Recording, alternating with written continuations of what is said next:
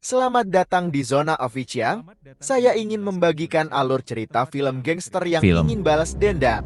Film kali ini menceritakan tentang bos gangster paling ditakuti bernama Jang Dong-soo. Bisnisnya sangat besar, sehingga dia mempunyai kekuatan untuk melakukan apa saja, termasuk menyuap polisi. Namun terdapat satu polisi bernama Jun Tae-suk, yang tidak takut dengan kekuasaan milik bos gangster tersebut. Dia selalu mengganggu bisnis milik Dong-soo untuk mencari bukti kuat kejahatannya. Namun dia dimarahi atasannya, yang tentu saja sudah disuap oleh Dong-soo. Terdapat juga penguasa lain di daerah tersebut selain Dong-soo. Orang itu bernama Hyo Sang-do.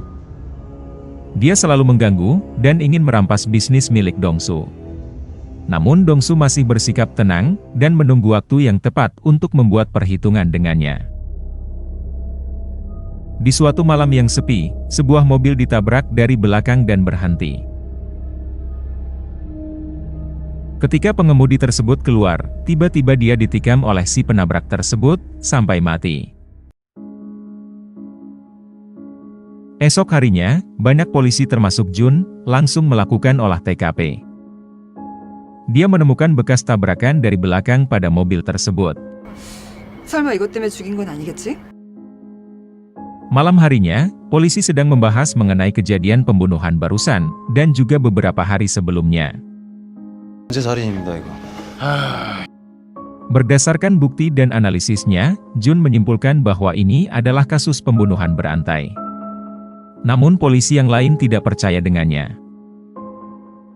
Di lain tempat, bos Dong-soo yang baru saja keluar dari restoran, ingin mengendarai mobilnya sendirian.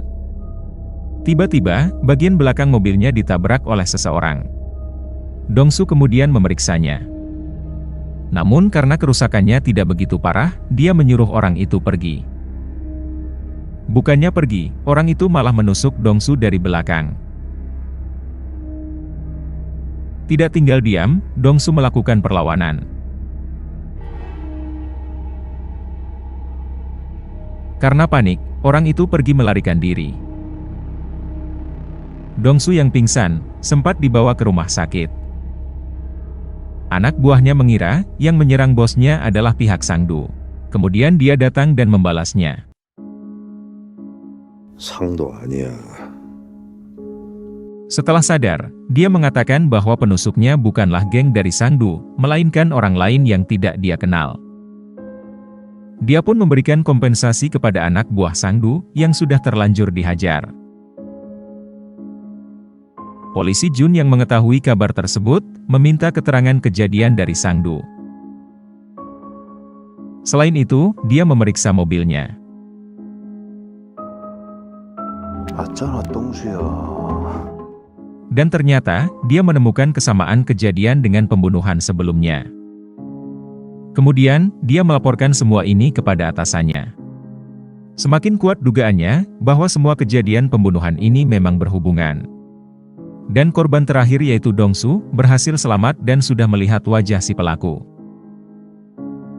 Dia langsung menggambar sketsa wajahnya, sesuai dengan ingatannya. 경찰보다 먼저 찾아야 돼. Kemudian menyuruh anak buahnya, untuk segera mencari orang itu. Polisi Jun pun terus bertanya, tentang ciri-ciri si pelaku. 보통 사이코패스들하고 달라. Namun Dong-soo tidak memberitahukannya, dan berniat ingin menghabisi orang itu sendiri. 그 신탄진 쪽으로 하는 국도변에서 Anak buahnya sudah menemukan mobil yang digunakan si pelaku. Namun, orang itu sudah menghilang tanpa jejak. Selain itu, dia juga menemukan pisau yang digunakan pelaku tersebut. Dong-soo memiliki rencana. Dia menghubungi polisi Jun, dan akhirnya memberitahukan info tentang pelaku. Mobil yang ditemukan tersebut, diserahkan padanya untuk diperiksa. Dong-soo menegaskan bahwa tujuan mereka sama, yaitu menangkap pelaku tersebut. Oleh karena itu, dia ingin bekerja sama dengan polisi. 형사랑 악마를 잡는다. Segala sumber daya dan informasi, akan dibagi bersama. Akan tetapi, yang pertama menangkapnya, berhak membawanya. Jun pun setuju, demi keberhasilan kasus yang dia tangani tersebut. Dia dan timnya langsung bergerak dan memeriksa seluruh sidik jari yang ada pada mobil tersangka.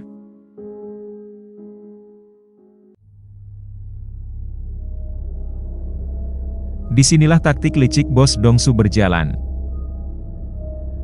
Dia menyuruh anak buahnya untuk menghabisi Sang-du menggunakan pisau dari pembunuh berantai tersebut. Sehingga, tersangka utama akan jatuh kepada orang itu.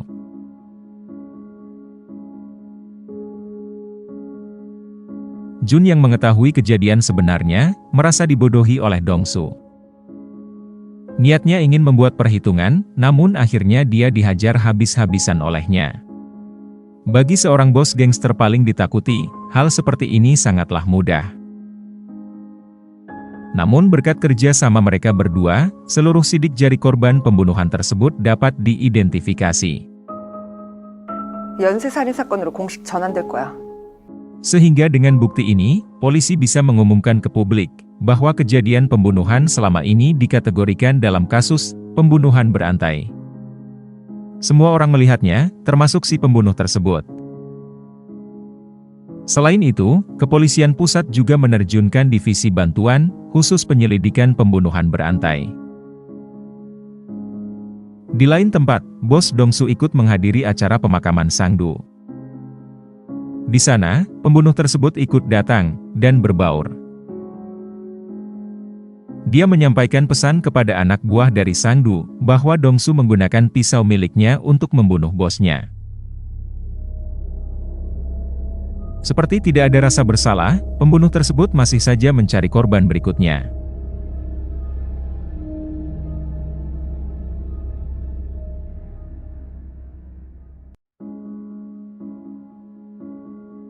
Sedangkan Dongsu, dia dan polisi Jun sedang memeriksa mobil si pelaku untuk mencari bukti-bukti lainnya. Tiba-tiba, tempat tersebut diserbu oleh sekelompok orang, yang ternyata adalah sisa-sisa anak buah Sang-du. Mereka semua berniat membalas dendam atas kematian bosnya.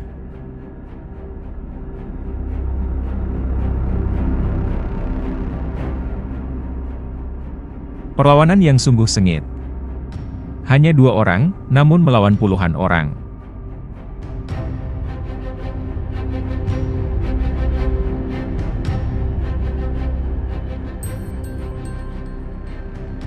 Dan tanpa sengaja, anak buah dari bos Sang-du tertikam pisaunya sendiri. 너 빨리 가. 내가 정리할 거니까. Jun pun tampak terkejut dan bingung. Namun Dongsu akan membersihkan semuanya sendiri.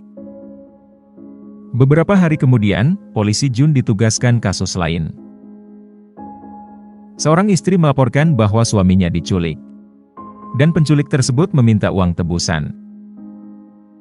Bahkan dia tidak tahu, sekarang suaminya masih hidup atau tidak. Jun dan timnya bersiaga di lokasi pertemuan dengan penculik. Tiba-tiba seorang ibu-ibu menawarkan membawakan tas itu. Dari jauh, terdapat seorang yang mencurigakan mengamati tempat tersebut. Dan ternyata dia adalah si penculik. Dengan cepat, Jun dan timnya berusaha mengejar. Namun karena jalannya penuh dengan cabang, mereka kehilangannya. Tas yang dibawa ibu tersebut, juga sudah diambil si penculik. Ternyata, ibu tersebut diberi sejumlah uang untuk membawakan tas itu sebelumnya. Tidak menyerah, Jun pun mencari sidik jari dari bekas botol minuman milik si pencuri. Setelah memakan waktu begitu lama, akhirnya dia menemukannya. Tim forensik mengeceknya, dan hasilnya sungguh mengejutkan. Sidik jari si penculik, sama persis dengan si pembunuh berantai. Dan alamat dari orang tersebut, sudah diketahui. Jun langsung menuju ke rumahnya, dan bertemu ibu si pelaku. Dia berkata, sudah lama anaknya tidak kembali ke rumah, dan hanya menelponnya sesekali. Jun pun mencoba memasuki kamar dari orang yang dicarinya tersebut. Setelah mengecek semua barang, dia menemukan foto si pelaku. Dan foto tersebut, sama persis dengan sketsa yang dibuat oleh Dongsu. Bergegas, Jun langsung memberitahukan berita tersebut. Akhirnya, pencarian selama ini terbayarkan. Mereka mengumpulkan polisi dan gangster yang mau bekerja sama.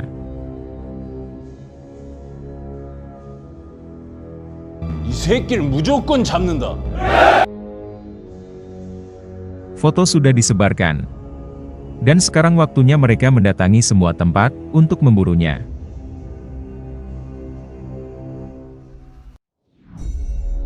Satu persatu area didatangi, baik oleh polisi maupun gangster. Namun belum ada juga tanda-tanda dari keberadaan si pelaku. Ketika dalam pencarian, Dongsu memberikan payungnya pada seorang anak sekolah yang sedang kehujanan. 아, 이거 가져가. Bahkan Jun tidak percaya dengan apa yang dilihatnya. Walaupun Dongsu seorang gangster, tidak selalu yang dilakukannya adalah sebuah kejahatan.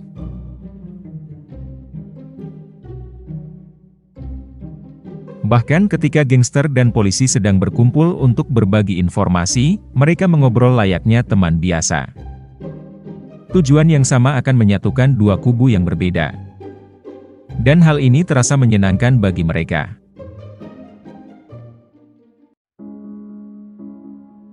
Tiba-tiba, di televisi menyiarkan sebuah kejadian pembunuhan. Korban tersebut ternyata anak sekolah, yang tadi diberikan payung oleh Dongsu. Melihat itu, emosi mereka semua memuncak. Tidak ada lagi istirahat. Mereka harus segera menemukan si pembunuh tersebut. Dan akhirnya, usaha mereka membuahkan hasil. 선택 사온다. Motel tempat si pelaku menginap sudah diketahui. Namun, dia tidak ada di lokasi. Mereka semua akhirnya bersembunyi di sekitar motel untuk menyergap orang tersebut.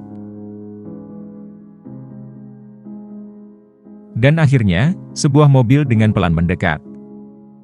Dan itu adalah si pelaku. Semuanya bersiaga, menunggu waktu yang tepat untuk menyergap. Namun si pelaku curiga, dan langsung tancap gas. Mereka pun langsung mengejarnya, dan kali ini tidak akan membiarkannya lolos.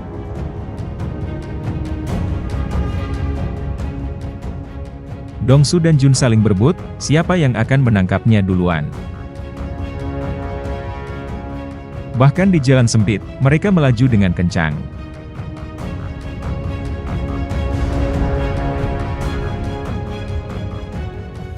Pelaku tersebut diapit oleh dua mobil, namun dia masih bisa lolos.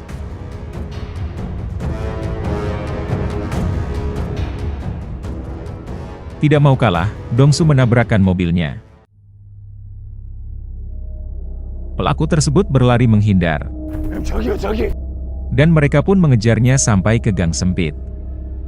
Dan yang pertama bertemu si pelaku, adalah anak buah Dongsu.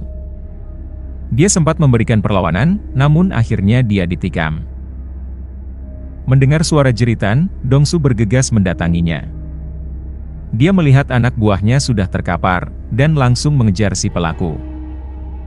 Sampai ke sebuah tempat karaoke, dia memeriksa satu persatu. Terdapat sebuah ruangan yang mencurigakan. Dan benar saja, si pelaku bersembunyi di kamar mandi dalam ruangan tersebut. Tanpa pikir panjang, Dongsu menabrak pintu, dan menindih si pelaku. 이제 이 새끼 내 거다. Akhirnya, dia berhasil mendapatkan mangsanya. Dan sekarang, saatnya untuk membalaskan semua dendamnya.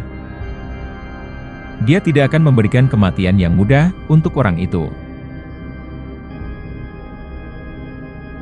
Dia ingin menyiksanya terlebih dahulu, sebelum membunuhnya. Namun sebuah mobil tiba-tiba menerobos, dan menabrak Dongsu. Pengendara mobil tersebut adalah Jun, yang kemudian membawa pelaku itu bersamanya ke kantor polisi. Seorang pembunuh berantai yang sudah dicari-cari, akhirnya tertangkap juga. Pagi harinya publik dibuat gempar. Pertama karena berita kasus pembunuh berantai, yang pelakunya sudah tertangkap. Dan yang kedua, karena bisnis kasino ilegal milik Dongsu ditutup oleh polisi.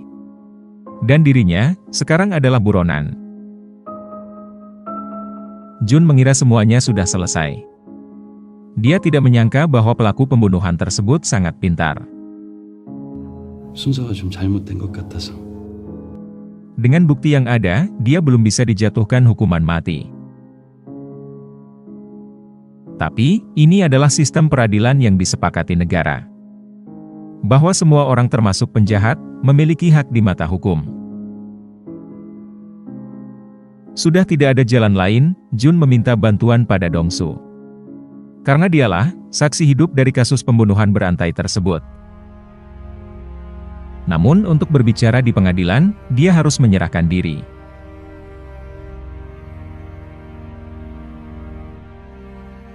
Waktunya bagi Dong-su mengatakan semuanya. 저 씨발놈은 사람을 장난삼아 죽이는 놈.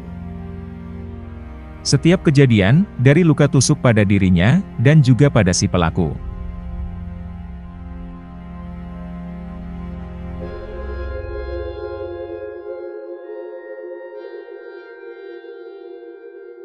Mendengar cerita, dan bukti fisik luka tersebut, akhirnya hakim memutuskan hukuman mati. Jun memperoleh penghargaan, atas kerja kerasnya dalam kasus ini. Sedangkan Dong-su, dia menjadi tahanan. Ternyata ada kesepakatan antara mereka berdua. Dia mau menyerahkan diri. Asalkan ketika di penjara, dia harus satu tempat dengan pembunuh tersebut. Seperti hewan pemangsa, Dong-su akan selalu mencari targetnya, kemanapun dia berada. Apa yang terjadi setelahnya? Sekarang takdir berada di tangannya. Dan film pun selesai sampai di sini. Ketika hukum tidak memberikan keadilan, disitulah orang akan mencari keadilannya sendiri. Semoga penonton sekalian menikmatinya, dan tak lupa bantuannya untuk komen, like, share, subscribe channel ini, dan tekan tombol loncengnya. Karena hanya dengan kalian, channel ini bisa berkembang. Sekian dan terima kasih, sampai jumpa di film menarik berikutnya.